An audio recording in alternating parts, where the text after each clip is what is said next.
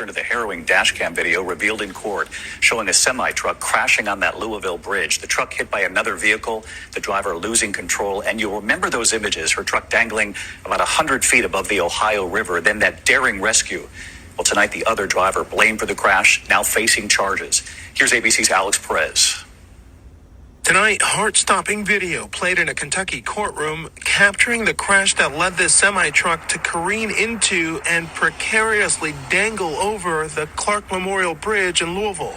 Watch closely as that pickup driver swerves out of his lane to avoid a stalled car, slamming into the semi, which then crashes over the bridge. 26-year-old truck driver Sidney Thomas hanging onto the wheel as the semi's hood breaks away 100 feet above the water. We're bringing you some breaking news right now. This is a picture of a truck hanging over the side of the Clark Memorial Bridge. Louisville firefighters took nearly an hour to hoist that driver to safety and were hailed as heroes for the daring technical rescue. These videos presented as evidence in court today. The driver of that pickup, 33-year-old Trevor Branham, facing a number of charges, including driving with a suspended license. He has not yet entered a plea. And David, thankfully, the driver of that semi was not injured. An attorney for the driver of the pickup says he feels terrible and thanked those who rescued her. David? Alex Perez reporting in on this again tonight. Alex, thank you. As a fellow trucker, I want to thank all the safety team who got this young lady back to her destiny, home to her family, and was able to get a peace of mind and go back to work. This happened on the Clark Memorial Bridge over the Ohio River near Louisville. The truck crashed through the bridge, guardrails and barrels, which left it hanging over the water. If you saw the video of the firefighter lowering the truck down to the cab, he was able to help the driver get out and hoist her home to safety. It took about 40 minutes to set up a rope system and get the guardrails ready and down to the cab. Hook the driver up to a safety harness and lift her to safety back to the bridge surface. She was taken to a hospital as a precaution, they said, just to make sure she was okay, and sent her home with a little bit of medication. Witness told police that the driver was speeding and swerving in and out of traffic, and he hit a stalled car, crossed into the opposite lane, hit another car with two people inside, and then hit the tractor trailer. He proceeded to go forward, but someone did recognize his license plate. He was picked up later and then taken to jail. Now he's in court dealing with all types of situations. So, guy, if you just would have stayed at the premises or the scene, you wouldn't be looking at all these charges. I am a truck driver, and this could have been my life. So for me to see this video, which happened on a bridge, it was really hurting to look at. And the fact that you were swerving in and out of lanes on a big bridge. It was about 50 feet down. If she would have failed, she would have hit that water and it would have felt like concrete. She probably would have died off impact.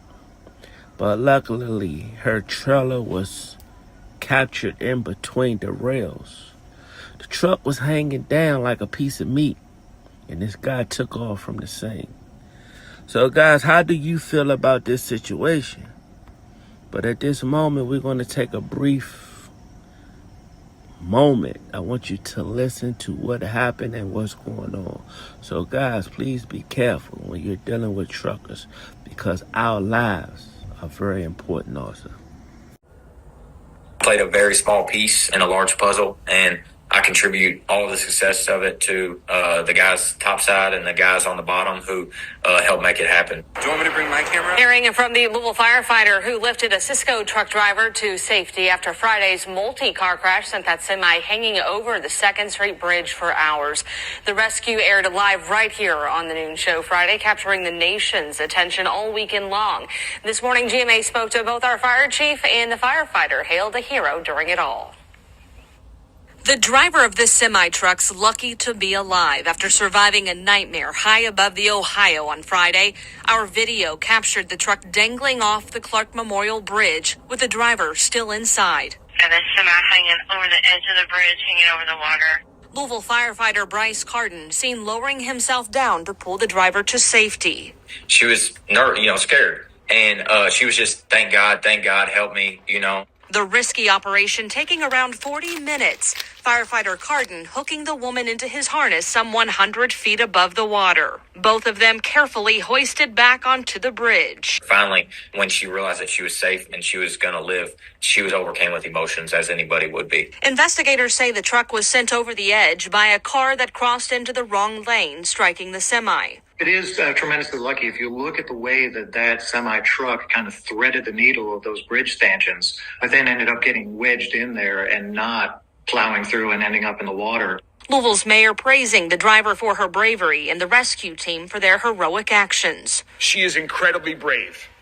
She is incredibly fortunate. Firefighter Carden thankful for his crew. I played a very small piece in a large puzzle, and I contribute all the success of it to the guys topside and the guys on the bottom who helped make it happen. Lil Baby was seen in the area shooting a music video, and then fire corrupts, leaving 3 people injured in the city of Atlanta, Georgia. Be safe out there, people. We don't know what's going on. The RFK Stadium has got more complicated. The Commanders may need to revive their old logo if the team wants to return to the RFK Stadium. So, in the contract, it say that RFK Bill will get it in days in the senator on Wednesday. But there's a new wrinkle with the deal, and to do with the Washington Redskins old logo. So if you guys want to come back to the RFK Stadium, you will have to bring back the old logo. That was in the contract years ago, so they're giving them a hard time about that. Also, guys, the doors will be closing at Red Lobster.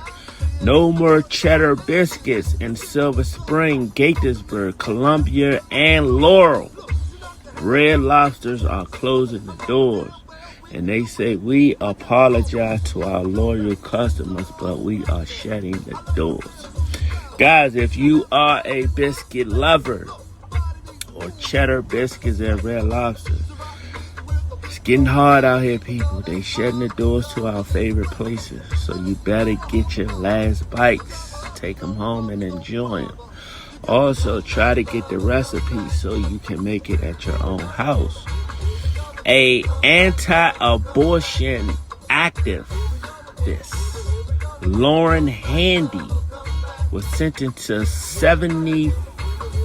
57 months in jail for the orchestrating the invasion of a blockage of a Washington, D.C. clinic in the year 2020.